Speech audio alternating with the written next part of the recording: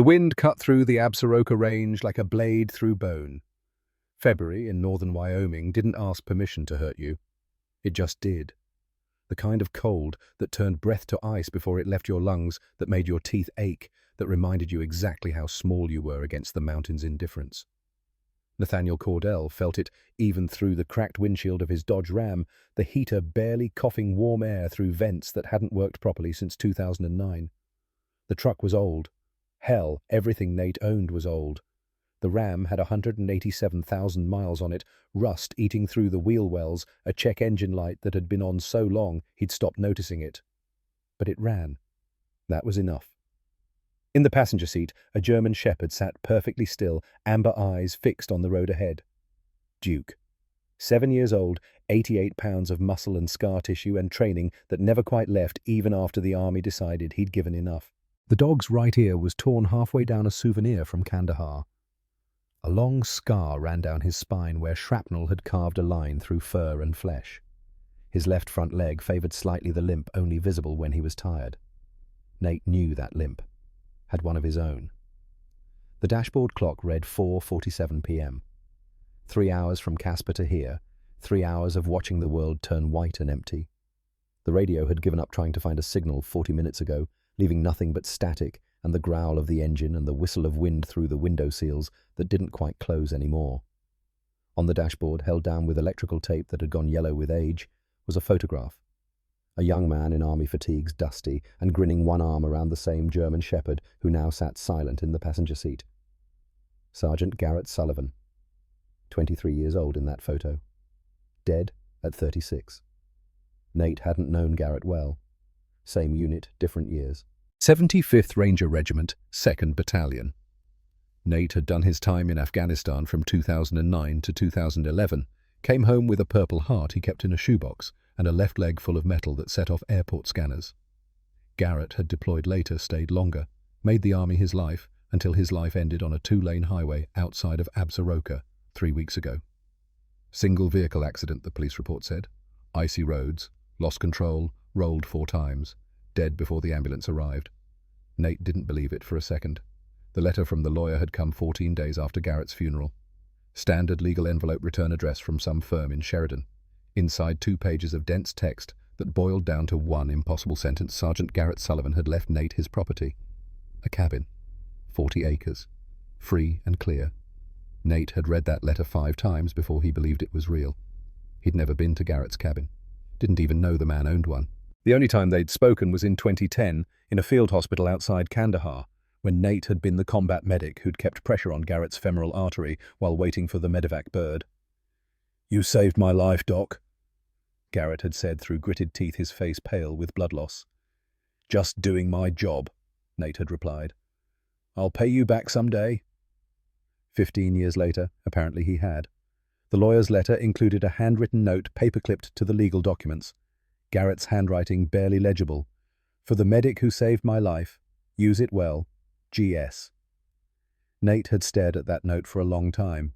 Then he'd looked around his trailer, 8 feet wide, 30 feet long, parked in a lot where the owner charged $380 a month and didn't ask questions. He'd looked at the eviction notice taped to his door, bright orange final warning. He'd looked at his bank statement, $340 in checking, $0 in savings, £2, $600 in credit card debt. No health insurance, no prospects. He'd packed everything he owned into 2 duffel bags and a plastic tote. It took 30 minutes. The road narrowed as the elevation climbed. Pines crowded close on both sides, branches heavy with snow that hadn't melted since Thanksgiving. The GPS on Nate's phone had lost signal 20 miles back, but the lawyer had included printed directions. Mile marker 47, turn left onto Forest Service Road 328. Follow 8 miles to gate. The turn came up suddenly, easy to miss. No sign, just a gap in the trees and a road that was more suggestion than pavement. Nate slowed, turned the wheel, felt the Ram's rear end slide slightly on ice before the tires caught. Duke shifted in his seat, ears forward. Alert. "Yeah, I feel it too, boy," Nate said quietly. The forest closed in. This wasn't the kind of place you wandered into by accident. This was the kind of place you came to when you didn't want to be found. The road climbed steeply, switchbacking through terrain that would be impassable once the real snow came. Tree branches scraped the roof of the truck, leaving streaks in the dirt and salt residue. No tire tracks. No footprints. Nothing but white silence pressing in from all sides. Duke's ears swiveled. His body went rigid in that way that meant something had changed, something Nate couldn't see yet, but the dog could sense. Training never left. Not really. You could retire a military working dog, give him a comfortable home, let him sleep on soft beds instead of dirt. But that part of his brain that had been shaped by war and work and the need to detect threats before they became fatal, that part stayed sharp. Nate's hand went to the wheel a little tighter. His eyes scanned the tree line. Old habits. Different war, same instincts. The radio on the dashboard crackled to life, suddenly making both of them jump. Not music. A voice. Emergency broadcast. Automated.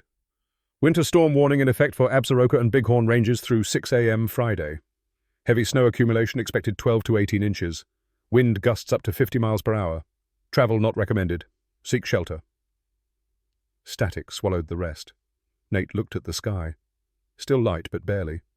The sun was already behind the mountains, leaving only that cold blue twilight that came early this far north in winter. He checked the trip odometer. 6 miles in, 2 to go. The road leveled out into a clearing, and there it was. The cabin sat back from the road about 50 yards, tucked against a stand of pines that formed a natural windbreak.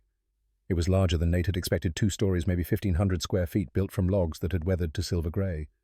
The roof sagged slightly in the middle, but it was intact. Shutters hung crooked on some windows. The porch steps looked like they'd need replacing before spring, but it was solid, real, his. Nate cut the engine.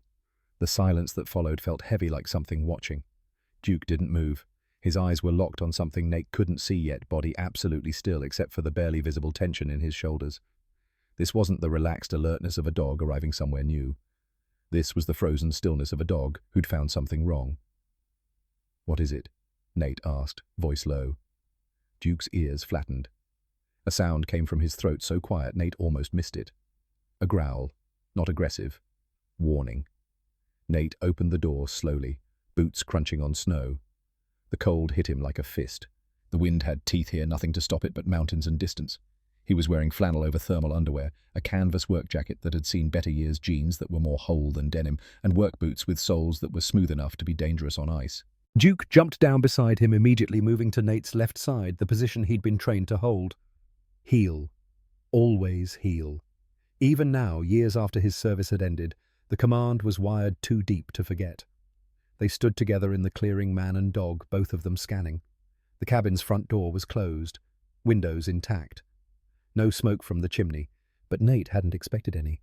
No other vehicles, no footprints in the snow except the ones they were making now. But something was wrong. Nate felt it the same way Duke smelled it, a wrongness in the air that had no name but demanded attention. "Easy," Nate murmured, more to himself than the dog. He reached into the truck bed, pulled out a Coleman lantern. Battery-powered, the kind that threw a wide beam. The sun was nearly gone now, shadows pooling between the trees like spilled ink. He clicked the lantern on. The beam cut through the gathering dark, sweeping across the cabin's front, the porch. The Duke barked. Sharp. Urgent. The sound a military working dog makes when he's found something. Not the playful bark of a pet, the alert bark of a professional. Nate's heart kicked up. He swung the lantern to where Duke was staring. There was a gate. He hadn't seen it at first in the fading light, a simple wooden arch spanning the path between the road and the cabin, the kind of decorative structure that marked a boundary more than served a purpose. 2 posts, 8 feet tall, connected by a crossbeam. Rustic. Quaint. Except for what was hanging from it. Nate's breath stopped. A woman. Suspended from the crossbeam by a rope around her neck, body sagging slightly to one side, boots dusted with snow coat, stiff with frost. Her head tilted at an angle that made Nate's stomach clench. Dark hair spilled from beneath a winter hat, frozen strands clinging to a face that was pale, too pale, the color of old paper. For one terrible second, Nate couldn't move, couldn't think. The world had narrowed to that single image, that impossible horror framed in lantern light against the darkening sky. Then training kicked in. The part of him that had been a combat medic, that had seen bodies in positions nobody should be in, that had learned to move when everyone else froze. He ran. Snow sprayed under his boots as he closed the distance, Duke beside him, both of them driven by the same desperate urgency. 50 yards became 20, became 10. Nate's left leg screamed with every impact, the old shrapnel wounds lighting up like someone was driving nails through bone, but he didn't slow. He reached the gate and looked up. She was young, early 30s maybe, slender build, maybe 5'7", wearing a heavy winter coat torn at the elbow. Her hands were behind her back, bound, rope around the wrists tied tight enough that the skin beneath was swollen and raw. Her face was angular, dusted with faint freckles across the bridge of her nose, chestnut brown hair, eyes closed. Nate's hand went to her neck, searching for the pulse point below the jaw. His fingers were shaking. He couldn't tell if it was from cold or adrenaline or the echo of too many other bodies he'd touched in too many other places. There. Faint. Slow. But there. "Jesus Christ, you're alive," he breathed. He pulled the K-bar knife from his belt, 7 inches of fixed blade, the same knife he'd carried in Afghanistan, kept sharp enough to split hair. He reached up, grabbed the rope above her head with one hand, and started sawing. The rope was thick, half-frozen fibers, like wire. The knife bit through slowly strands, parting one by one. Duke circled below, whining the sound high and anxious. The last strand gave way. The woman collapsed. Nate caught her, staggered under the dead weight, his bad leg buckling. They went down together into the snow, Nate twisting at the last second to take the impact on his shoulder instead of letting her hit the ground. Pain flared bright and sharp. He ignored it. He laid her flat on her back, ear to her mouth. Breathing. Shallow, irregular, but breathing. Her skin was cold. Not just cold, ice cold. The kind of cold that meant hypothermia, meant time running out faster than he wanted to think about. He cut the rope, binding her wrists, worked quickly to free her hands. The skin beneath was purple circulation cut off for who knew how long. He started rubbing her hands between his own, trying to force warmth and blood flow back into fingers that felt like frozen wood. Duke pressed against her other side, body heat radiating through his fur. Good dog. Smart dog. He'd done this before in different circumstances in places where keeping someone warm was the difference between mission success and bringing home a body bag. "Stay with me," Nate said, though he didn't know if she could hear him. "You're going to be okay. I've got you." Her eyelids fluttered. A sound escaped her throat, barely a whisper, more air than voice. Nate leaned closer. "Don't talk. Save your strength. I'm getting you inside." Her eyes opened. Hazel ringed with green, unfocused, but aware. She looked at him, at Duke, trying to process what was happening. Her lips moved. He had to put his ear almost against her mouth to hear. "He'll kill us. Both." Then she was gone again. Unconscious body, going limp in his arms. Nate looked up at the cabin, then back at the road, then at the darkening forest, pressing in on all sides. The wind picked up, carrying the first flakes of new snow. The storm was coming. And somewhere out there, someone had left this woman to die. Someone who might come back to make sure the job was finished. He gathered her into his arms, stood, despite the scream of protest from his leg, and started walking toward the cabin. Duke moved ahead, alert, scanning the perimeter like he was trained to do. Behind them the rope swayed slightly in the wind, empty now, creaking against the wooden crossbeam. The gate stood open, an entrance that had become a gallows. Nate didn't look back. The cabin door wasn't locked. That should have been his first warning.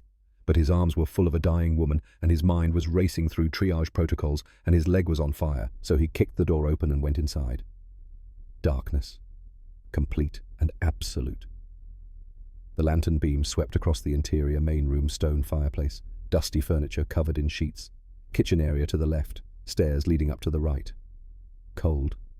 The kind of cold that meant no fire had burned here in days, maybe weeks.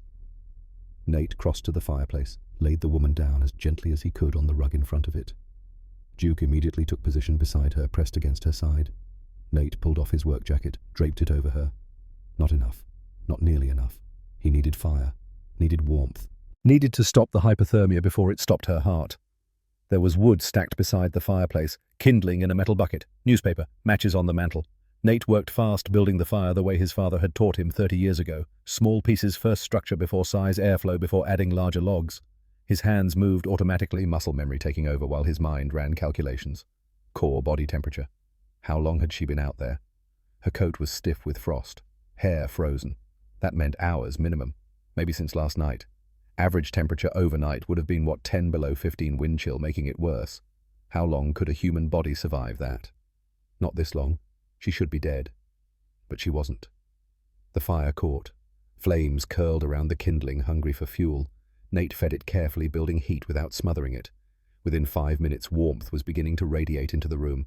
Within 10, the immediate area around the fireplace was almost comfortable. He turned his attention back to the woman. Her coat was soaked through ice crystals forming in the fabric.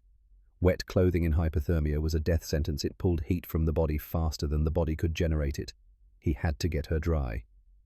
Nate hesitated for just a second, then made the decision. Survival first.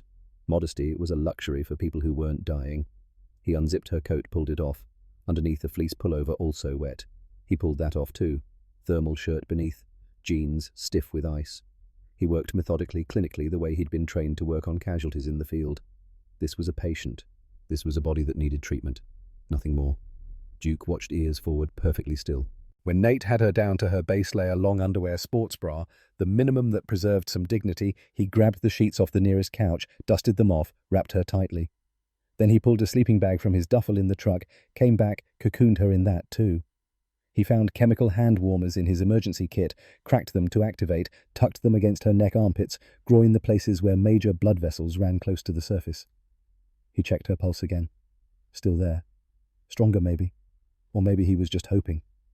Her breathing was better, deeper, more regular. The shivering had started, which was actually a good sign. It meant her body still had enough energy to try to warm itself. Duke settled beside her, head on his paws but eyes open, on guard. Nate sat back on his heels, suddenly aware that his own hands were shaking. Not from cold, from the adrenaline crash that followed action, from the weight of what he'd just found, from the question that was screaming in his head. Who the hell was she, and who had tried to kill her?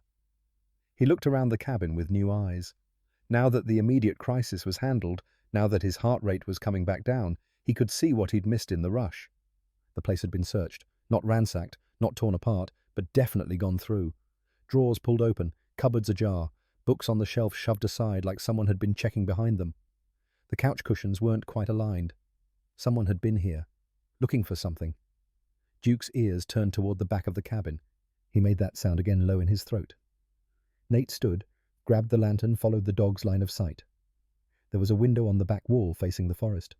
The glass was intact, but the frame was cracked, fresh wood showing through old paint, like someone had pried it open, then closed it again, trying to hide the entry point, but not quite succeeding. Someone had broken in. Recently. Nate moved to the window, checked the latch. Unlocked. He locked it, tested it, made sure it would hold. Then he checked the front door. No deadbolt, just a simple keyed lock that wouldn't stop a determined 10-year-old. He dragged a heavy chair over, wedged it under the doorknob. Not perfect, but better. He checked the other windows. Kitchen window locked. Upstairs he'd have to check those later. For now, he needed to stay close to the woman, make sure she didn't crash. When he came back to the fireplace, her eyes were open. She was staring at the ceiling, breathing fast, and shallow panic starting to set in as consciousness returned, and she realized she didn't know where she was, or who was with her, or what had happened. Nate stopped a few feet away, kept his hands visible, kept his voice low and calm. "You're inside," he said. "You're safe. My name is Nate." Her eyes found him, locked on. He could see her trying to process, trying to decide if he was a threat or salvation. Her right hand moved slightly under the sleeping bag, like she was testing whether she could move, whether she was restrained. "You're not tied up," Nate said. "I cut the ropes off. You were hanging from the gate outside. I brought you in. That's my dog, Duke. He's not going to hurt you." Her gaze shifted to Duke, who hadn't moved, hadn't made a sound. Some of the fear left her face. People trusted dogs more than they trusted people. Dogs didn't lie. She tried to speak. Her voice came out as a rasp, damaged from the rope, from the cold, from whatever she'd been through before Nate found her. "Water," she managed. Nate nodded, moved to the kitchen, found a cup that looked clean enough, filled it from the tap. The pipes groaned, spat rust, then ran clear. He brought it back, helped her sit up enough to drink without choking. She took 3 sips, coughed, tried again. "Slow," Nate said. "Small sips." She nodded, drank a little more, then lay back. Some color was coming into her face now. Not much, but enough to make her look less like a corpse. "What's your name?" Nate asked. She looked at him for a long moment, like she was deciding whether to trust him with even that much. "Ivy," she finally said. "Ivy Callahan." Nate nodded. "Ivy. Okay. Can you tell me what happened?" Her eyes filled with tears. Not the gentle kind. The hard kind. The kind that came from terror and rage, and the knowledge that you'd come within minutes of dying. They tried to kill me, she whispered. Who? The sheriff. Her voice was stronger now, anger pushing through the fear. Sheriff Hackett. And the judge. They left me out there to freeze to death. Nate felt something cold settle in his gut. Not surprise. Not shock. Something darker. The recognition that he'd stepped into something that wouldn't let him go. Why? He asked. Ivy looked at him, then at Duke, then at the fireplace. When she spoke again, her voice was barely audible. Because I found what they buried. Outside, the wind picked up. Snow began to fall in earnest, thick flakes that would cover tracks and erase evidence and turn the world into a white tomb. The storm had arrived. And somewhere in that storm, the men who had left Ivy Callahan to die were still out there, still hunting. The fire had burned down to coals by the time Ivy could sit up without Nate's help. 2 hours. Maybe 3.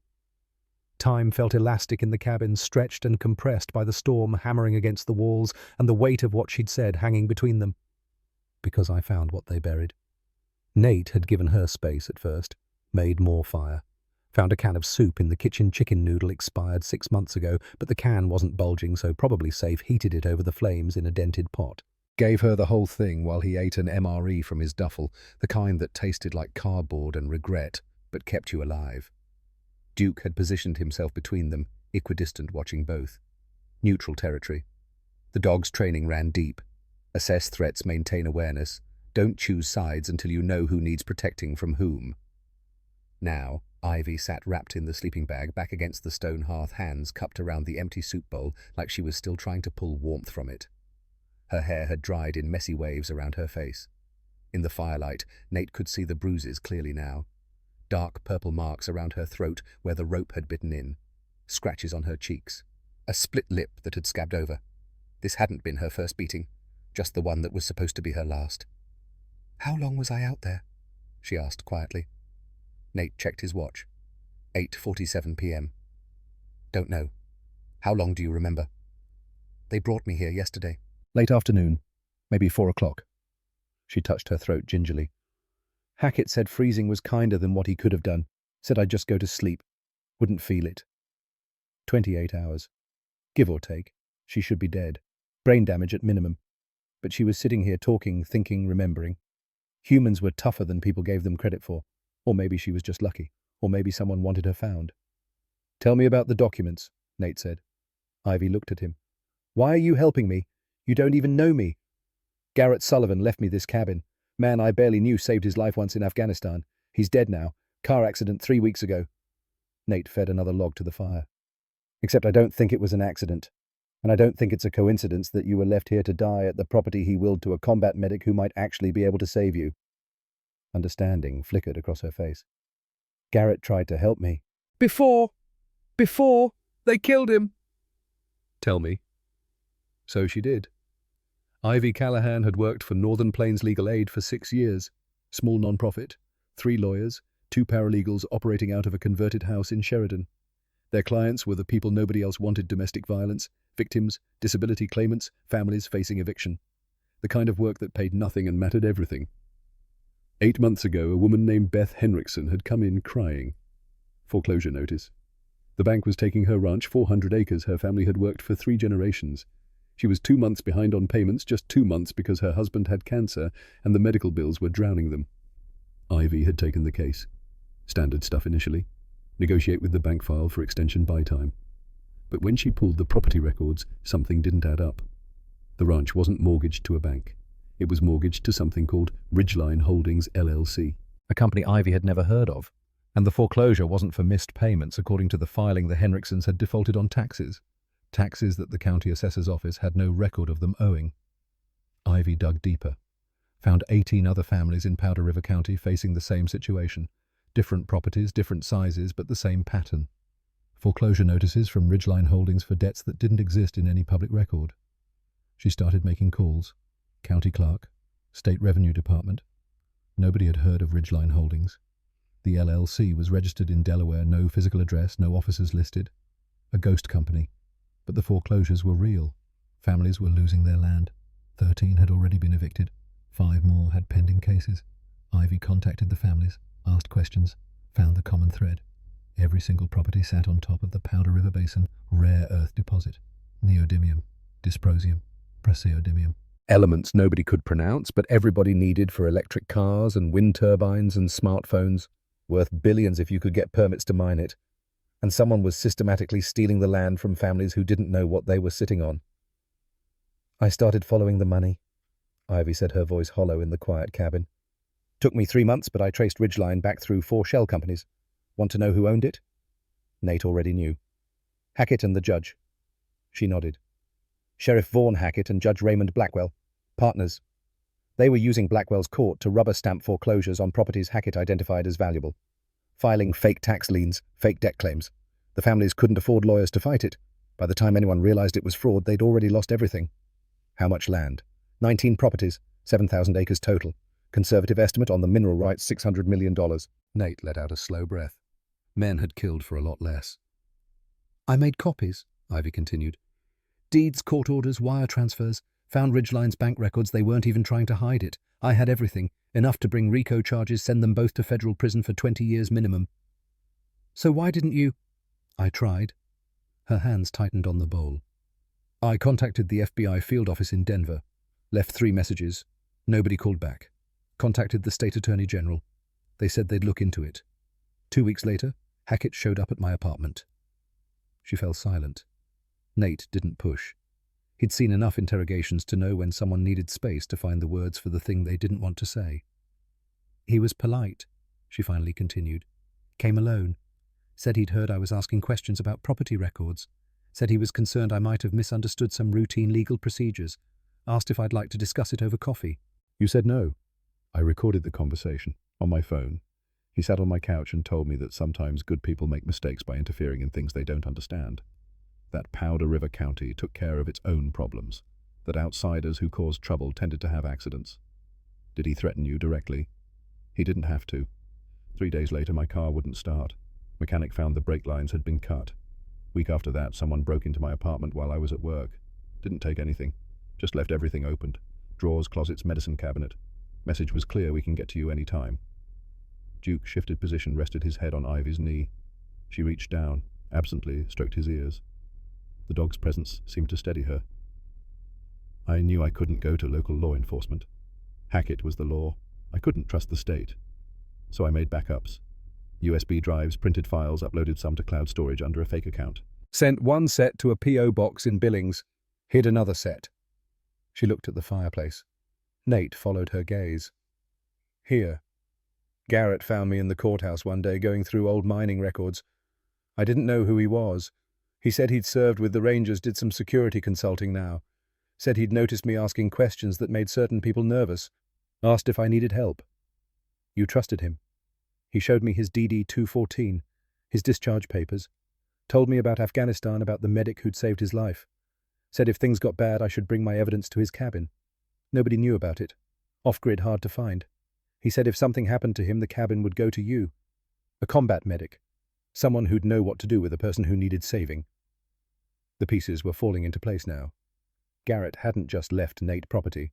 He'd left him a mission. A promise made to a woman in danger, kept even after death. When did you hide the evidence here? 6 weeks ago, January 3rd. Came up on a Sunday when I knew Garrett was in town. Put everything in a waterproof box, hid it in the fireplace. Garrett showed me the loose stone, said nobody would think to look there. And 3 weeks ago, Garrett had his accident. Ivy's eyes filled with tears. They killed him because of me, because he tried to help me. They killed him because he was in their way, Nate said quietly. Same reason they tried to kill you. This isn't your fault. I was so careful, she whispered. I didn't tell anyone else. I kept working on other cases, acted normal. But somehow they knew. 5 days ago, Hackett came to my office, said he needed to talk to me about a client. I followed him outside and there were 2 men waiting. They grabbed me, threw me in a truck. I fought, but... She stopped, jaw tight. They took me to a house outside of town, tied me to a chair. Hackett wanted to know where I'd hidden the evidence. I didn't tell him. So they... Her hand went to her split lip. They hurt me. Not enough to kill. Just enough to make the point. Nate's hands curled into fists. He forced them to relax. After 2 days, they decided I wasn't going to talk. Hackett said if I didn't have the evidence on me, it didn't matter. Nobody would believe a crazy woman who killed herself because she was depressed. They brought me here yesterday, strung me up on that gate, left me to freeze. Why here specifically? Hackett said it was poetic. The place I'd hidden evidence against him would be the place I died. Once I was gone and Garrett was gone, nobody would connect any of it. Except they'd underestimated timing. They'd assumed the cabin would sit empty for months, that by the time anyone found it, Ivy would be nothing but bones and frozen meat. They hadn't counted on a lawyer executing a will quickly. Hadn't counted on Nate arriving the same day the storm came. Hadn't counted on Duke. "The evidence is still here?" Nate asked. "Should be, unless they found it when they—" She gestured at the ransacked cabin. Nate stood crossed to the fireplace, looked at the stones that formed the hearth and chimney. 18 inches deep, local granite fitted together with mortar that had cracked with age. He ran his hands over the surface, feeling for anything loose. Duke padded over, sniffed at the base of the fireplace. His tail went rigid.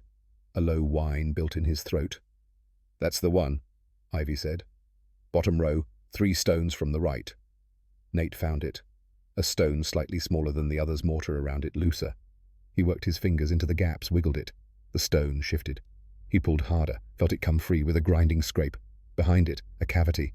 And inside the cavity, exactly as Ivy had described, a waterproof metal box. Nate pulled it out, set it on the hearth. The box was maybe 12 inches long, 8 inches wide, 4 inches deep. Military surplus, the kind designed to keep documents dry in the field. He popped the latches. Inside, a USB drive in a sealed plastic bag. A manila envelope sealed with packing tape. A stack of photographs. Polaroids, edges yellowed. Nate opened the envelope. Inside were photocopies, dozens of them. Property deeds, court orders bearing Judge Blackwell's signature, bank statements showing wire transfers from Ridgeline Holdings to accounts in the Caymans. A spreadsheet listing 19 properties' acquisition dates, estimated mineral values. And a handwritten ledger in someone's careful script documenting payoffs. Dates and amounts. March 15th, 2024. County Assessor Williams, $15,000. June 3rd, 2024. State Senator Morrison, $50,000. It went on, page after page, a complete record of a conspiracy that reached higher than just a sheriff and a judge. Jesus, Nate breathed. That's not even all of it, Ivy said. The USB has recordings, phone calls, meetings. I wore a wire to 3 different conversations with Blackwell. Got him on tape offering me money to drop cases against Ridgeline. Nate picked up the USB drive, turned it over in his hand. This thing was worth $600 million to some people, worth death to others. The photographs were the last item. Nate spread them out. Surveillance shots. Hackett meeting with men in suits. Judge Blackwell signing papers in his chambers, clearly unaware he was being photographed. And one shot that made Nate's blood run cold. Garrett Sullivan standing next to Ivy Callahan outside the Powder River County Courthouse. Both of them smiling. Dated 6 weeks ago. Someone had been watching, documenting, building their own case against the people trying to expose them.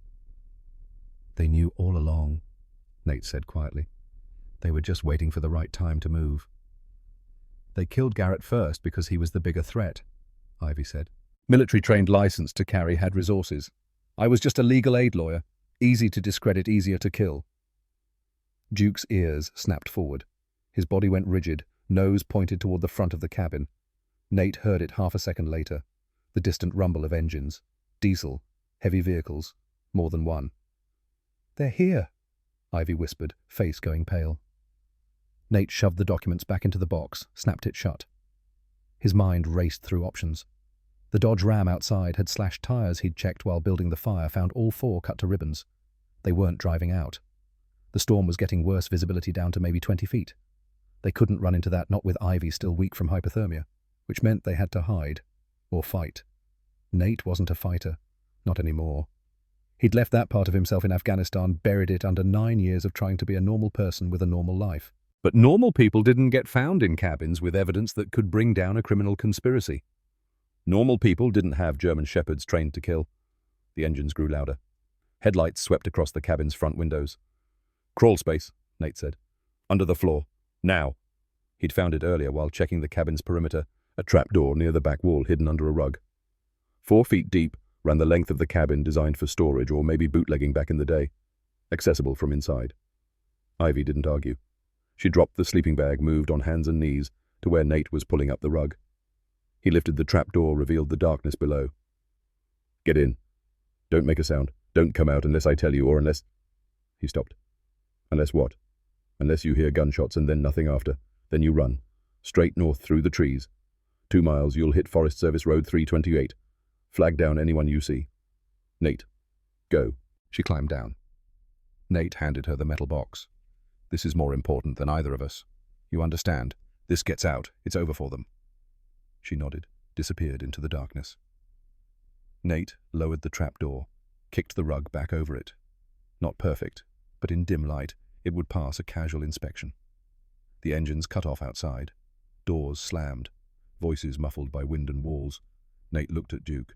The dog was in full alert mode now, ears forward, hackles, slightly raised weight balanced on all 4 paws. Ready. "Easy, boy," Nate said softly. "Let's see what they want."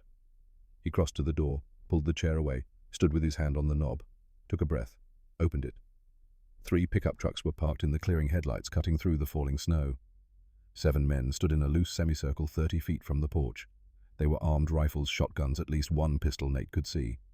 Not pointing them at him, yet, just holding them, casual. The way men hold guns when they want you to know they have them. The man in the center was massive. 6'3", at least 240, wearing a sheriff's department winter jacket and a Stetson that somehow stayed on despite the wind. His face was ruddy weathered, the face of a man who spent time outdoors. Probably 50s, though hard living made age difficult to judge. Sheriff Vaughn Hackett. Had to be. "Nate Cordell." Hackett's voice carried easily over the wind. Not shouting, just projecting. The voice of someone used to being obeyed. "That's right. Mind if we come in cold out here?" "Yeah, I mind. What do you want?" Hackett smiled. It didn't reach his eyes. "Just checking on you. Heard someone had inherited Garrett Sullivan's place. Thought I'd make sure you got settled in okay. Hell of a storm to arrive in." "I'm settled. Appreciate the concern." "You alone up here?" "Me and my dog." Hackett's eyes went to Duke, who stood at Nate's left side, perfectly still. "That a military dog?" "Was. He's retired. Must have known Garrett pretty well, him leaving you his property. Saved his life once. Afghanistan." "That's so." Hackett took a step closer. His men shifted with him, maintaining the semicircle. "Funny thing, Garrett had a friend, woman named Ivy Callahan. Works for legal aid. She's been missing for 5 days now. Family's worried sick." Nate kept his face neutral. "Sorry to hear that. Hope you find her. Thing is, last we knew she'd been asking about this property. About Garrett. Right before she disappeared. Makes a man wonder if maybe she came up here. Maybe she's still here. Nobody here but me. Mind if we look around just to be sure?" "Yeah, I mind. This is private property. You got a warrant?" Hackett's smile widened. "Now see, that's interesting. Most folks cooperate with law enforcement when someone's missing. Most folks want to help. But you're being difficult. Makes me think maybe you got something to hide. Makes me think you don't have probable cause."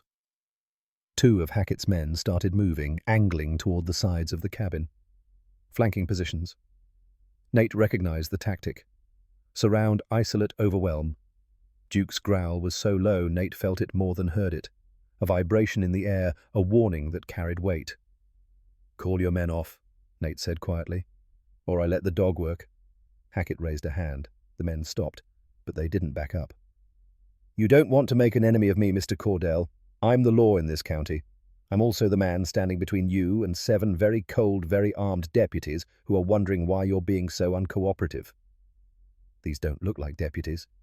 Nate nodded at the men. None of them wore uniforms. One had a visible face tattoo. Another looked like he'd been in a fight recently, black eye still purple. These looked like hired guns. "Semantics. Point is, we're coming in that cabin. Either you step aside or we move you aside. Your choice." Nate's hand moved to his hip. Not fast, not threatening, just resting there where a gun would be if he was carrying one. He wasn't. But Hackett didn't know that. "You really want to do this?" Nate asked. "You really want to shoot a veteran on his own property because he wouldn't let you search without a warrant that's going to look good in the papers? Sheriff kills unarmed man during illegal search. FBI's going to love that." Something flickered in Hackett's eyes. Not fear. Calculation. "Nobody said anything about shooting," Hackett said. "We're just having a conversation. Conversation's over. Get off my land." For a long moment, nobody moved. The wind howled. Snow fell. 7 men with guns faced 1 man and a dog. Then Hackett stepped back. "Have it your way, but Mr. Cordell, that storm's going to get worse before it gets better. Roads are going to be impassable. Phone lines are already down. Cell towers too, I'd wager. You're going to be stuck up here for days." All alone. The threat was clear. Isolated. No help coming. No witnesses. "I've been in worse places," Nate said. Hackett tipped his hat. "I'm sure you have. We'll be seeing you." He turned, walked back to his truck. His men followed, getting into the 3 vehicles. Engines started. Headlights swung around. But they didn't leave. The trucks pulled back maybe 50 yards, parked in a line across the road, blocking the only way out. Men got out, lit cigarettes, leaned against the hoods, watching, waiting. Nate closed the door, locked it, dragged the chair back under the knob. His hands were shaking now, adrenaline crash hitting hard. Duke whined, pawed at the rug, covering the trapdoor. "Ivy," Nate called quietly. "You can come up." The trapdoor lifted. Ivy's face appeared pale in the firelight. "They're not leaving." "No, they're making sure we don't." "What are we going to do?" Nate crossed to his duffel bag, pulled out the battery-powered radio he'd brought. Turned it on, scanned frequencies. Nothing but static and the automated emergency broadcast about the storm. He tried his cell phone. No signal. Not even 1 bar. They were cut off. Exactly as Hackett had said. Ivy climbed out of the crawl space, hugged herself. They're going to wait until the storm gets bad enough that nobody will question what happened. Then they'll come back. Burn the cabin. Kill us both. Blame it on a faulty heater and a veteran who didn't know how to maintain a fireplace. Probably. You say that very calmly. Panicking won't help. Nate knelt beside his duffel, started pulling items out. MREs, water purification tablets, first aid kit, 50 feet of paracord, 3 road flares, compass, his K-bar knife, and at the very bottom, wrapped in an oil-stained towel, something he'd hoped never to touch again. A pistol. Glock 19, 9mm, 15-round magazine. Military surplus, same model he'd carried in Afghanistan. He'd bought it 3 years ago, after a bad night when the PTSD was worse than usual, and he'd convinced himself he needed protection. Fired it exactly once at a range, hated how it felt, shoved it in the duffel, and tried to forget about it. He checked the chamber. Empty. Magazine seated. He racked the slide, chambered around. The familiar weight of it in his hand made his stomach turn. "You know how to shoot?" he asked Ivy. "My dad took me hunting. I can handle a rifle." "This isn't hunting." "I know." He looked at her. Really looked. She was scared, exhausted, bruised. But there was steel underneath. The kind of steel it took to go up against corrupt officials with nothing but paperwork and determination. The kind of steel that kept you alive when you were hanging from a rope in 20 below weather. "There's another option," Nate said slowly. "What?" "Frozen Creek Ranger Station. 8 miles north. It'll have a radio, maybe a landline. Old system might still work even if cell towers are down. We get there, we can call for help. Real help. FBI, state police, someone Hackett doesn't own. 8 miles in a blizzard. At night. With armed men hunting us. Yeah. And if we don't make it, then we die trying instead of waiting to die here." Ivy looked at the door, at the windows, at the thin walls that wouldn't stop bullets. Looked at Duke, who sat perfectly still, waiting for orders. Looked at Nate. "When do we leave?" Nate checked his watch. 9:47 p.m. He looked out the window. The storm was intensifying, visibility dropping fast. The men by the trucks were stamping their feet, huddling close to stay warm. They wouldn't want to stay out there all night. 2 hours, he said. "Let the storm get worse. Let them get colder, more miserable. They'll start to think we're settled in for the night. Then we move." Ivy nodded. "What do we do until then?" "Get ready." They spent the next 90 minutes preparing. Nate dressed Ivy in layers. Garrett's old flannel shirt over her own, his winter coat over that 2 pairs of socks, gloves with hand warmers stuffed inside. He filled 2 water bottles, packed 4 MREs, divided the load between them. The metal box with the evidence went into a waterproof bag, then into a small backpack Ivy would carry. Nate took the heavier pack, his gear, the first aid kit, extra ammunition for the Glock. He tried the radio again. Static. Tried his phone. Nothing. The world outside this cabin had ceased to exist. At 11:30, Nate killed the fire. Let it burn down to nothing. Made the cabin look like they'd gone to sleep. He opened the trap door again, gestured for Ivy to climb down. "Wait here. Give me 5 minutes. If you hear shooting, run north. Don't stop." "Where are you going?" "To even the odds." He left her in the crawl space, Duke standing guard. crossed to the back window, the one with the broken frame, unlocked it, eased it open inch by inch, trying not to make sound. The wind helped, howling loud enough to cover small noises. Nate slipped through the window, dropped into snow up to his knees. Cold hit like a hammer. He was dressed for it. Canvas jacket, wool hat, gloves, but it still stole his breath. He circled wide around the cabin, staying in the tree line, moving slowly. The trucks were parked 50 yards up the road. Headlights off now, just parking lights glowing. He could see shapes inside the cabs. 2 men in the first truck, 3 in the second, 2 in the third. 7 men. 7 targets. No, not targets. Nate wasn't a killer. Never had been, even in war. He was a medic. His job had been to save lives, not take them. But he could make their job harder. He crept close to the last truck, the one farthest from the cabin, pulled his knife, knelt beside the rear tire. The KA bar blade punched through rubber like paper. Air hissed out. He moved to the front tire, punched again. 2 down. The next truck. 4 tires. Then the third. Methodical. Quiet. By the time he was done, all 3 vehicles were sitting on flat rubber. They could still drive technically, but not fast. Not in snow. Not far. Nate retreated into the trees, circled back to the cabin. Climbed through the window. Closed it. Locked it. Ivy was still in the crawl space, clutching the backpack. Duke sat at the edge, ears forward. "We're leaving now," Nate said. "Stay close. Step where I step. If I say run, you run. If I say hide, you hide. No questions. Understood?" Understood. They climbed out the window into the storm. The wind had picked up to 40, maybe 50 miles per hour, driving snow horizontal. Visibility was maybe 15 feet. Perfect conditions for disappearing. Nate led them north into the forest, away from the road and the trucks and the men who wanted them dead.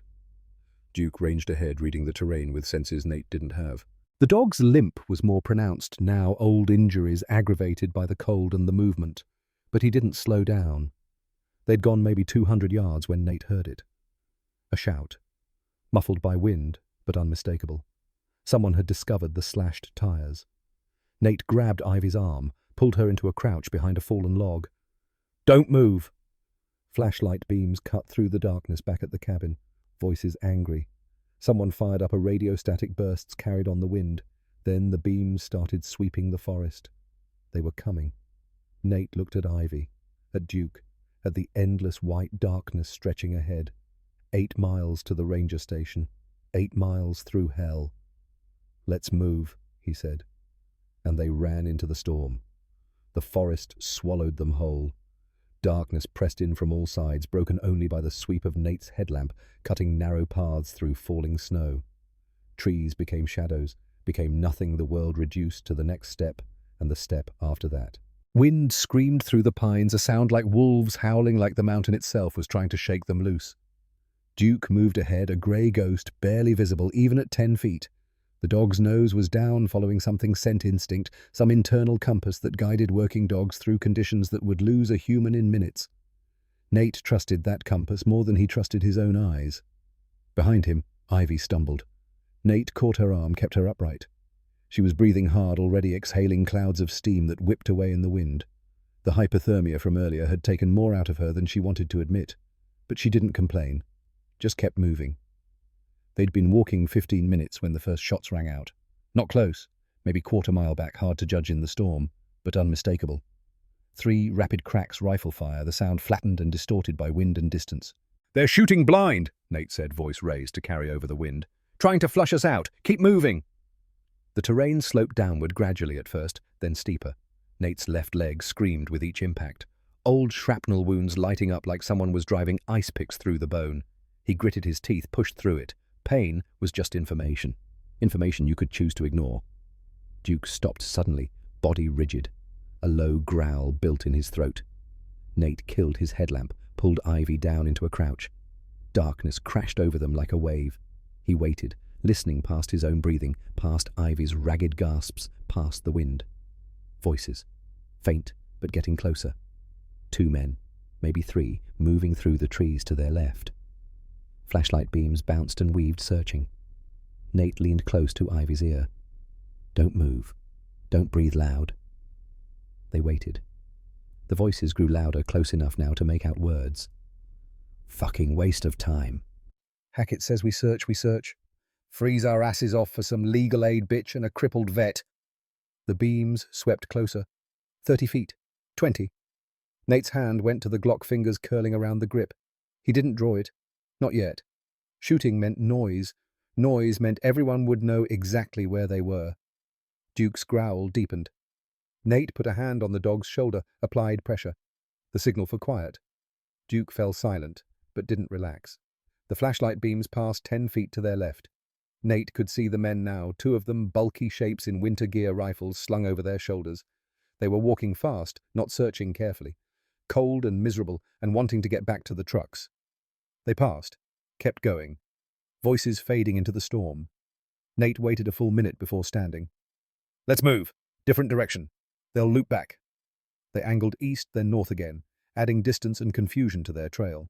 The snow was coming down harder now, 3 inches an hour, easy, covering their tracks almost as fast as they made them. Good for hiding, bad for everything else. 20 minutes later, they hit the ravine. The ground just dropped away, no warning a 40-foot cliff face carved by ancient water flow. Nate stopped at the edge, shined his headlamp down.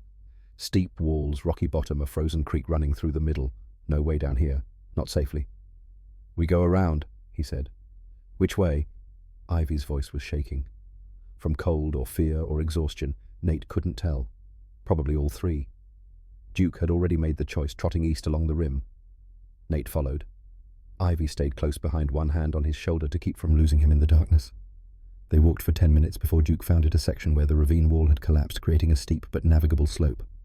More sliding than walking, but possible. "I'll go first," Nate said.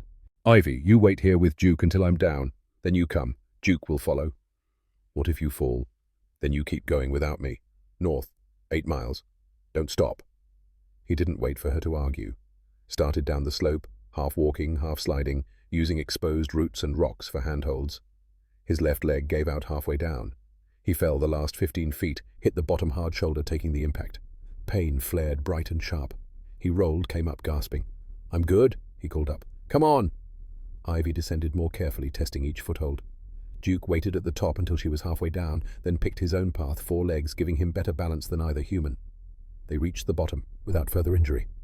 The ravine offered some protection from the wind. Not much, but enough to make breathing easier. The creek was frozen solid ice, thick enough to walk on. Probably. Nate tested it with his boot. Felt solid. He took a step. The ice held. Another step. Still good. "Single file," he said. "Step exactly where I step. We spread out, we risk thin spots." They started across. Nate went first. Duke second, Ivy third. The ice creaked under their weight but didn't crack. 40 feet to the other side. 30, 20. The ice beneath Ivy gave way with a sound like a gunshot. She dropped through one leg, plunging into water so cold it might as well have been fire. She screamed, couldn't help it. The sound ripped from her lungs before she could stop it. Nate spun, saw her struggling ice crumbling around the hole. He lunged back, grabbed her arm, hauled. The ice cracked further. His own feet broke through. Water hit like electricity, shocking every nerve, stopping thought. Nate's legs went numb instantly. He kept pulling, got his other hand under Ivy's armpit, lifted with everything he had. Duke grabbed Ivy's coat in his teeth, pulled. Between man and dog, they dragged her onto thicker ice, then to the bank. Nate crawled out after her limbs already going stiff. They collapsed on the frozen ground, both of them soaked to the waist, Ivy sobbing from pain and cold and shock. "We have to—" Nate's teeth were chattering so hard he could barely speak. "We have to get warm. Now." Hypothermia could kill in minutes at these temperatures. Wet clothes made it exponentially worse. They needed fire shelter dry clothing. They had none of those things. Nate forced his frozen fingers to work, yanked off Ivy's boots, her soaked jeans. His own pants were ice-stiffened, hard to remove. He got them off, threw them aside. Their legs were white, bloodless toes already turning blue. The packs, Ivy managed through chattering teeth. Nate grabbed them, dumped the contents. Emergency bivy sack, a thin, reflective sleeping bag designed for survival situations. He tore it open, pulled Ivy inside, then climbed in after her. Skin to skin, the only way to share body heat fast enough to matter. Duke pressed against them from outside, adding his warmth to the equation. They lay there shivering violently, the bivy sack barely big enough for 2 people intimate in a way that transcended modesty or embarrassment. This was survival. Biology. 2 mammals trying not to freeze to death. Your scream," Nate said. "They heard it. They'll come." Can't run."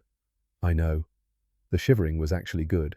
It meant their bodies were still trying to warm themselves, still had enough energy to fight. When the shivering stopped, that's when you died. Nate felt in his pack with numb fingers, found the chemical hand warmers, cracked them to activate, shoved them against Ivy's neck, her armpits, her groin. The major blood vessels. The warmers heated up painfully hot against frozen skin, but it was the kind of pain that meant life. They waited. Time became elastic, meaningless. Could have been 5 minutes. Could have been 30. Feelings started to return. First as pins and needles, then as burning agony like someone was driving nails through their feet. Ivy whimpered. Nate just breathed through it, focusing on each inhale and exhale. Duke's ears pricked up. The dog stood, moved to the edge of their shelter, stared into the darkness. A growl rumbled in his chest. Flashlight beams, voices, getting closer. Heard something this way. Probably just a branch falling. Check anyway. Nate's hand found the Glock. His fingers were still clumsy grip uncertain, but he could pull a trigger. The pistol felt wrong in his hand. He'd spent 2 years as a combat medic in Afghanistan and never once fired his sidearm in anger. Never wanted to. His job was to preserve life, not end it. But these men were coming to kill them. Had already tried once. Would try again. Sometimes preserving one life meant ending another. The beams grew closer. 2 men, 50 feet away. 40. They were walking the ravine, checking both sides. Duke's growl deepened. Nate put pressure on the dog's shoulder again. Wait, not yet. 20 feet. Nate could see them now in the reflected glow of their flashlights. The one on the left was young, maybe 25, thin face, nervous energy. The one on the right was older 40s, thick beard, moving with the confidence of someone who'd done this before. 10 feet. The bearded one stopped, raised his light. The beam swept over the collapsed section of ravine wall, the disturbed snow, the obvious signs that someone had come down here recently. Found something, he called into his radio. Nate made the decision in a fraction of a second. If he waited, they'd call for backup. If he shot them, everyone would know exactly where he was. There was only one option left. He erupted from the bivy sack, mostly naked, half-frozen, but moving on pure adrenaline and training that never quite left. 3 steps, and he was on them before they could react. The bearded man turned. Nate hit him with everything. He had a straight punch to the solar plexus that doubled the man over, grabbed his rifle as he fell, ripped it from his hands. The younger one was already bringing his own rifle up. Duke hit him like a freight train, 88 pounds of muscle and teeth, and training knocking him backward. The rifle fired a deafening crack in the confined space, but the shot went wild, burying itself in the ravine wall. Nate spun the rifle he'd taken, used it like a club, brought the stock down on the young man's wrist.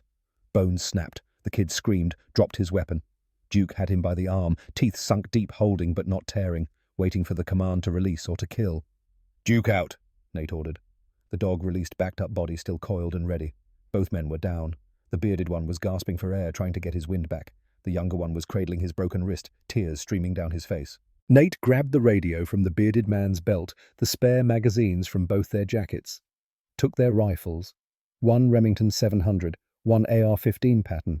Good weapons. He disabled them quickly, field-stripped the bolt from the Remington, pulled the charging handle from the AR, threw the parts in different directions into the snow. You tell Hackett something, Nate said, voice cold and steady, despite the shaking in his limbs. You tell him he's done. The evidence is already out. FBI knows. State police knows. He's finished. It was a lie. But they didn't know that. He grabbed the bivy sack the Pax gestured to Ivy. She was struggling back into her wet jeans, face twisted with pain. No choice. They couldn't run half-naked through a blizzard. They climbed out of the ravine on the far side, Duke leading again, leaving the 2 men behind. The younger one was still crying. The bearded one was on his radio calling for help. They'll send everyone now, Ivy said through chattering teeth. They know we're armed. They'll come heavy. Let them come. We're not stopping. But even as he said it, Nate knew the truth. They were both hypothermic, exhausted. Ivy couldn't run, could barely walk. His own leg was threatening to give out completely. They had maybe 2 more miles in them. 3, if they were lucky. The ranger station was still 6 miles away. They weren't going to make it.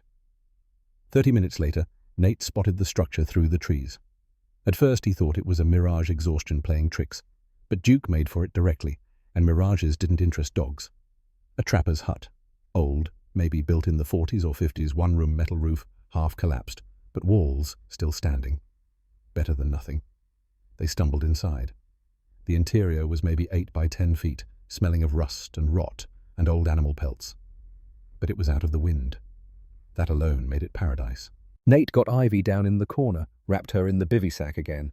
His hands were shaking too badly to do anything more complicated. Duke curled against her, sharing heat. Nate's phone was still in the pack waterproof case, having saved it. He checked it. 12:47 a.m.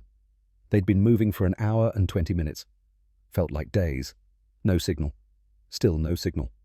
He checked the radio he'd taken from Hackett's man, turned the volume down low, pressed it to his ear. Static, then voices. Lost contact with Boone and Reeves. Last position was the ravine. Cordell has weapons now, approach with caution. Sheriff says smoke them out, burn them if you have to. Nate turned it off. They knew where he was, roughly. They'd be converging. He looked around the hut. One door, one window, no glass. Metal walls that wouldn't stop bullets. This wasn't a shelter. It was a coffin. "We can't stay here," he said. Ivy looked at him. Her lips were blue again. Shivering had mostly stopped. That was bad. That meant her body was giving up, shutting down to protect the core. "Can't walk anymore," she whispered. Nate knew she was right. Knew pushing her further would kill her as surely as a bullet. But staying meant dying when Hackett's men found them. Duke's ears swiveled. Alert. Company coming. Nate moved to the window, looked out. Headlights. Multiple vehicles. ATVs, 4 of them bouncing through the snow. 8 men, maybe more. They'd found the hut. Nate pulled the Glock, checked the magazine. 15 rounds. He had 2 spare magazines from the men in the ravine. 45 rounds total against 8 men with rifles. "Ivy," he said quietly, "can you shoot?" She nodded weakly. He gave her the pistol, showed her how to release the safety, how to aim center mass. "Anyone comes through that door that's not me or Duke, you pull the trigger until it's empty. Understand? Where are you going?" To even the odds. He grabbed the Remington 700 bolt he'd kept, reassembled it into the rifle. 5 rounds in the magazine. Not much, but a .308 Winchester round could punch through an engine block, or a man, or both. The ATVs stopped 100 yards out. Smart, not coming in blind. Men dismounted, spread out, started advancing in a tactical formation. These weren't weekend warriors anymore. This was professional. Nate found a position 30 yards from the hut, prone behind a fallen log rifle braced. The scope was basic, no night vision, but the ATV headlights gave him enough illumination to see silhouettes. He picked his target. The man on the far left, moving too confidently, not using cover properly. Nate settled the crosshair's center mass, let out half a breath, held it. Every instinct screamed at him not to pull the trigger. He was a medic, a healer. The Hippocratic Oath said first, do no harm, but that oath didn't account for men who left women to freeze to death. Didn't account for corrupt sheriffs burning down cabins with people inside. Sometimes doing no harm meant doing terrible things to terrible people. Nate adjusted for wind, squeezed. The rifle bucked. The man went down. Nate didn't wait to see if it was a kill shot. Worked the bolt, ejected the casing, chambered another round. Picked a new target. Fired. The second man dropped. Chaos. The remaining men scattered, dove for cover rifles, coming up firing blind into the darkness. Muzzle flashes lit the night. Rounds cracked past Nate's position, burying themselves in trees and snow. He fired again. Missed. The return fire was getting more accurate. Someone had spotted his muzzle flash. Rounds impacted the log he was behind, throwing splinters. Time to move. Nate low-crawled 10 yards right, found new cover. The shooting had stopped. The men were regrouping, being more careful now. They knew they were up against someone who could shoot.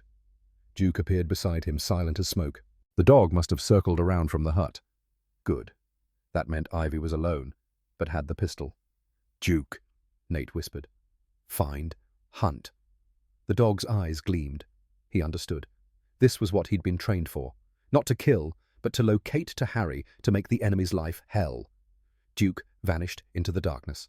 30 seconds later, a man screamed. Not a death scream, a fear scream, the sound of someone being attacked by 88 pounds of fur and teeth and rage. Another scream, then gunfire, panicked and wild. Nate used the distraction, moved again, flanking, found a man crouched behind an ATV, back-turned, focused on where Duke had been. Nate closed the distance, hit him with the rifle stock. The man dropped. Someone shouted his name. "Cordell, enough!" Nate turned. Sheriff Hackett stood in the headlights, hands raised, no weapon visible. "You made your point," Hackett called.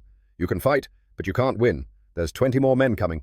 "State line is 40 miles away. You got nowhere to run." Nate said nothing. Kept the rifle trained on center mass. "Here's what's going to happen," Hackett continued. "You give me the woman and the evidence. You walk away. I don't care where you go. Mexico, Canada, wherever. Just go. You got my word. Your word means shit. Then what do you want? Money I can make you rich. $250,000 cash untraceable. You and your dog disappear live like kings somewhere warm. Nate's finger rested on the trigger. One shot. End it now. No more sheriff. No more threat. But killing Hackett didn't stop the judge. Didn't stop whoever else was involved. The corruption ran deeper than one man. FBI is already coming, Nate said. It was still a lie. But he sold it. Agent out of Denver. Dutch Calloway. He got the evidence this morning. Email cloud storage. You're done, Hackett. Uncertainty flickered across the sheriff's face. Just for a second. But it was there. You're bluffing. Am I? You willing to bet your life on that? Hackett's hand dropped toward his hip.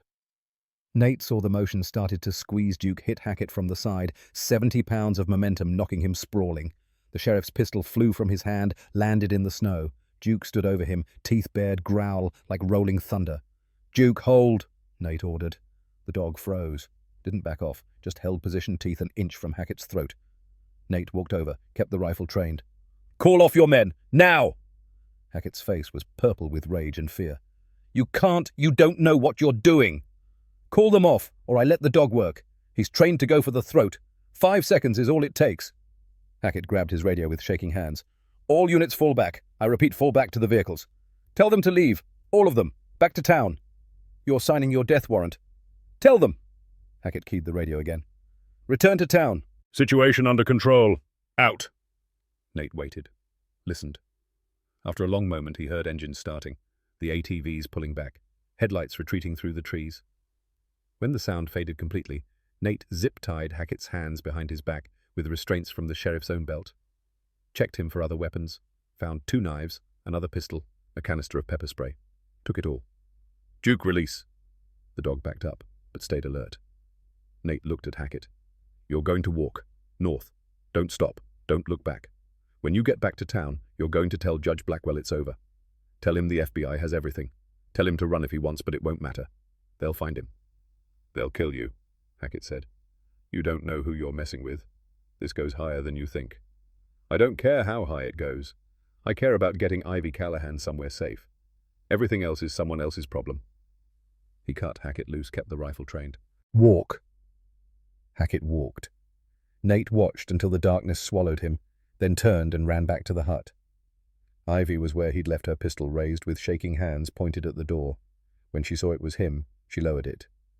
Did you? He's gone. They're all gone. For now. For now.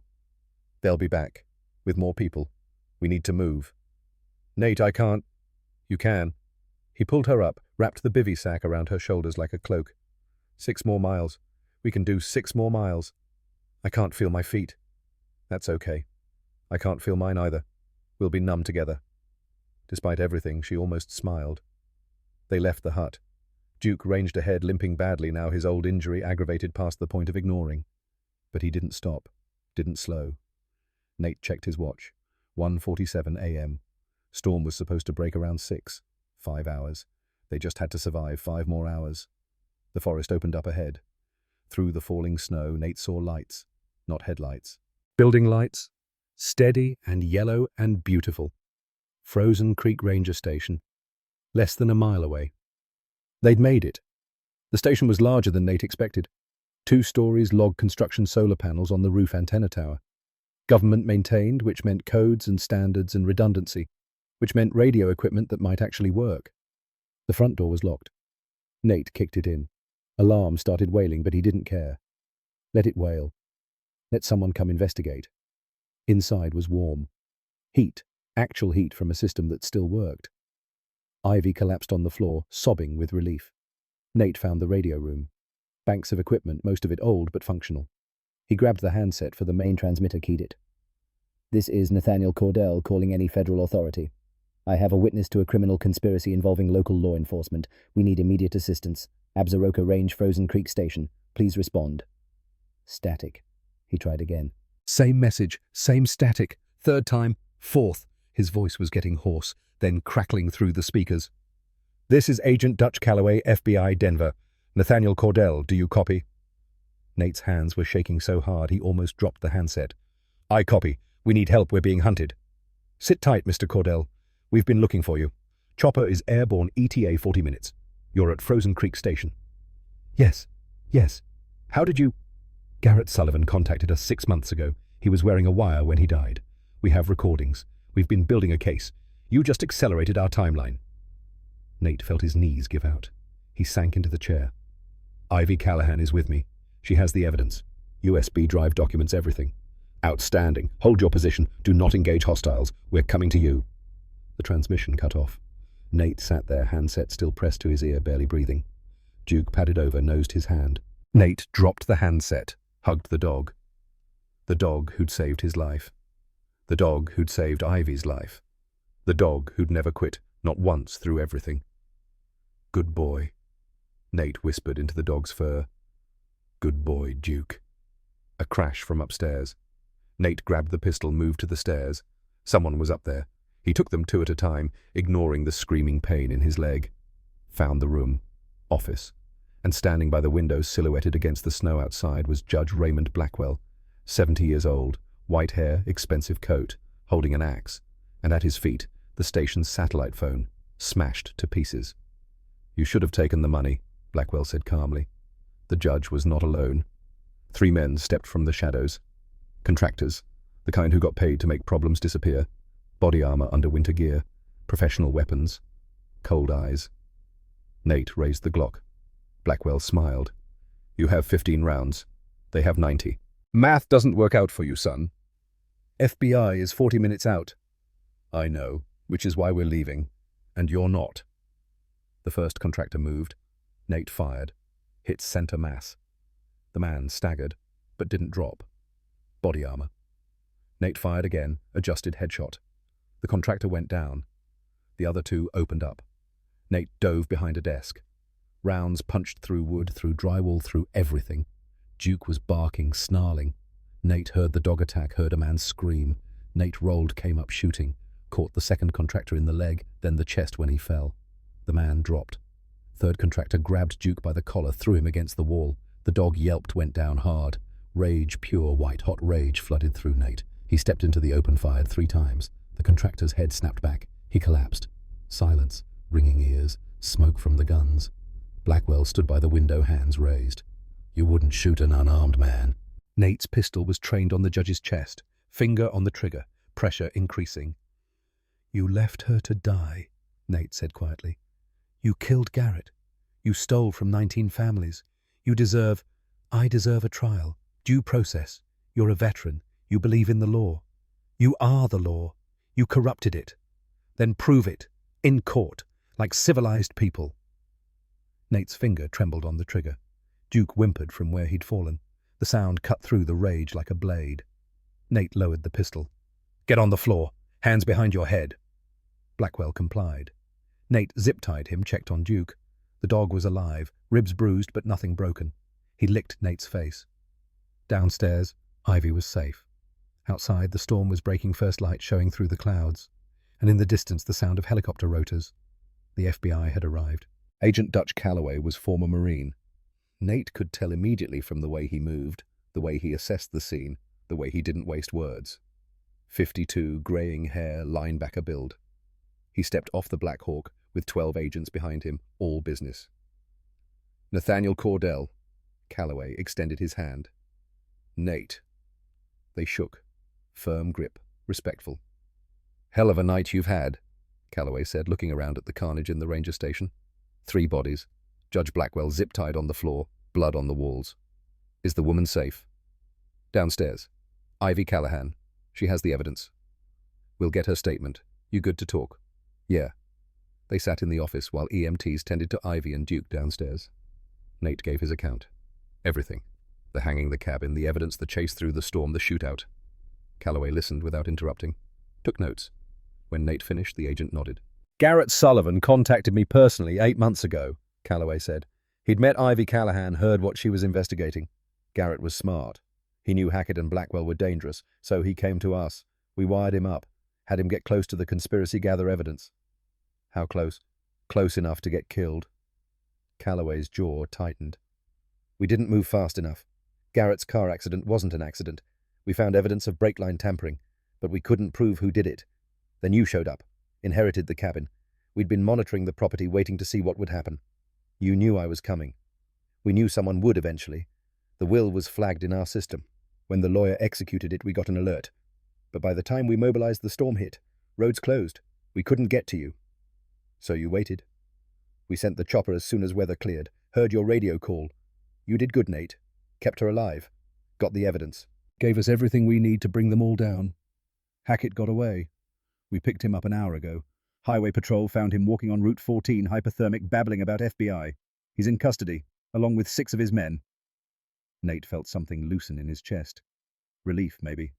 Or just exhaustion. What happens now? You go to the hospital.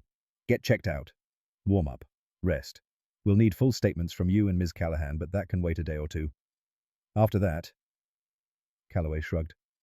After that, you're free to go. You're not charged with anything. Everything you did was self-defense. I killed 3 men. You killed 3 contractors attempting to murder a federal witness. That's textbook self-defense. Don't lose sleep over it. Easier said than done. But Nate nodded. Downstairs, they were loading Ivy into a helicopter. She looked small on the stretcher, wrapped in thermal blankets, a V in her arm. But alive. Alert. She saw Nate reached out her hand. He took it. You did it. It's over. We did it, she corrected. Her voice was still hoarse but stronger. Thank you, Nate. Thank Garrett. This was his plan all along. Tears streamed down her face. I know. They loaded her into the bird. A vet was examining Duke, the same military vet who'd treated working dogs in Afghanistan. He looked up at Nate. Your dog's tough. Bruised ribs aggravated the old shrapnel wound in his leg. But he'll heal. Might need surgery to remove the shrapnel fully. Do it. Whatever he needs. He's a good dog. Saved your life, sounds like. More than once. The vet smiled. Best kind. 3 months later, on a Saturday in May, Nate stood in front of Frozen Creek Ranger Station with a dedication plaque in his hands. The building had been repaired, walls, patched floors cleaned. No trace of the violence that had happened here, except for the memorial. Black granite mounted on the wall beside the main entrance, polished smooth. Engraved with simple words, in memory of Sergeant Garrett Sullivan, 75th Ranger Regiment, 2nd Battalion, 1989-2025. He gave everything so others could be free. Beneath that, a second line, and in honor of all who serve. Nate mounted the plaque himself, using the drill and screws the ranger station superintendent had provided.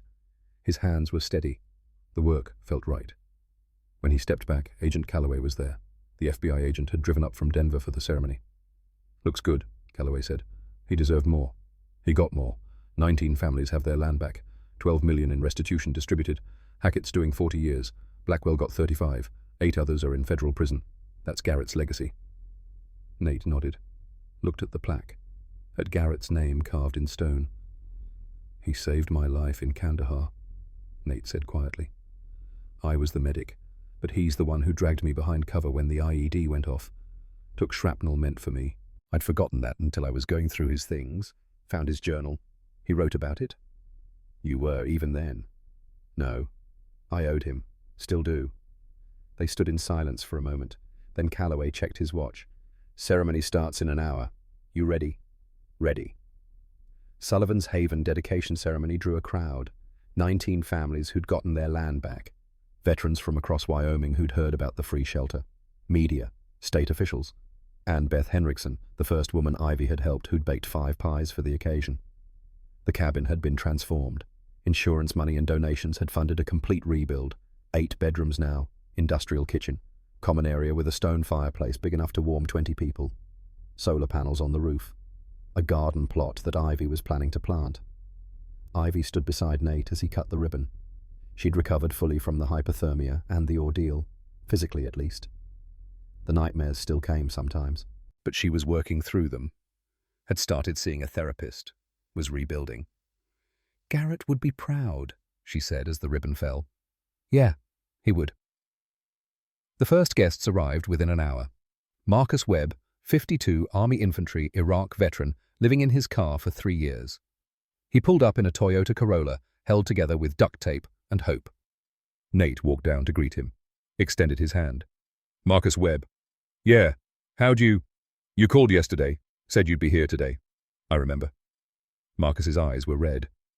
I didn't know if... You're home now. Come on, we've got a room ready for you. Dinner's at 6. Spaghetti tonight. Marcus started crying. Just stood there in the driveway and cried. Nate put a hand on his shoulder. Waited. Let him get it out. Duke padded over, sat beside Marcus, leaned against his leg. The contact seemed to steady the man. He wiped his eyes. Sorry. It's been a long time since anyone... I know. Come inside when you're ready. By evening, 7 veterans were staying at the Haven, ages ranging from 28 to 63. Branches including Army, Navy, Marines, Air Force, wars from Vietnam to Afghanistan. They didn't talk about combat. That was an unwritten rule. You could if you wanted, but nobody pushed. Instead, they talked about normal things: rebuilding the deck, the garden, whether the Broncos would finally get their act together. After dinner, Nate stood on the porch watching the sunset paint the Absaroka Range in gold and purple. Duke lay beside him, scar on his side, hidden under fur. The dog had recovered fully from surgery. The old shrapnel was gone. The limp would never completely disappear, but it didn't seem to bother him. Ivy came out, handed him coffee. 7 guests on opening day, she said. Not bad. It's a start. You should sleep. You've been up since 4 a.m. Can't. Too wired. PTSD. Nah, just thinking. About how 3 months ago I was living in a trailer, broke alone, wondering what the point was. And now... He gestured at the cabin, the lights in the windows, the sound of Marcus and another vet talking quietly inside. Now I've got a purpose again. Ivy sat beside him.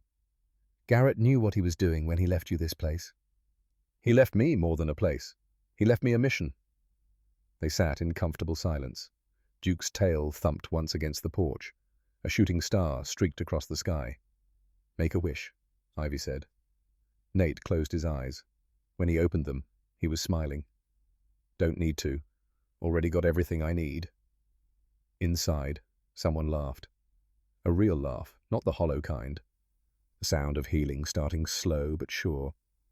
Duke stood, stretched, limped to the door. Nate opened it for him. The dog went inside to make his rounds, checking on each person, making sure everyone was safe. Old habits. Good habits. Nate looked up at the stars, thought about Garrett. About all the things he'd never get to say to the man who'd saved him twice, once in Kandahar, once in death. Thank you, brother, he said quietly to the night. Mission accomplished. The wind carried his words up into the mountains, into the darkness, into whatever came after. And somewhere maybe Garrett heard them. Dedicated to Sergeant Garrett Sullivan and all military working dogs who serve alongside their handlers. 22 veterans die by suicide each day in America. If you or someone you know needs help, Veterans Crisis Line, dial 988, press 1. This story honors those who serve, those who sacrifice, and those who never stop searching for home.